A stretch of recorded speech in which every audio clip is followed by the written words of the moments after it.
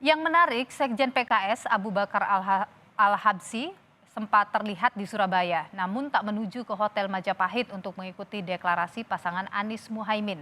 Meskipun demikian, Anies tetap menyapa jajaran pimpinan PKS dalam sambutannya dan menyebut PKS menyaksikan deklarasi dari Jakarta.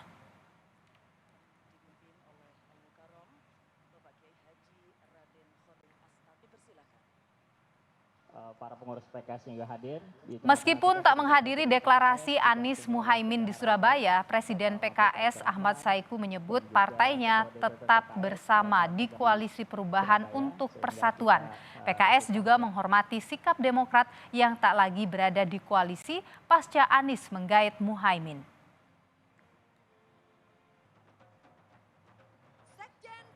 Salam sejahtera. Sementara Ketua Umum PBNU menegaskan organisasinya tak ikut campur dalam politik praktis mendukung bakal capres dan cawapres. Karena itu, PBNU memastikan tak ada satupun bakal capres dan cawapres yang boleh mengatasnamakan NU. Abdul Muhaimin Iskandar beserta Ibu.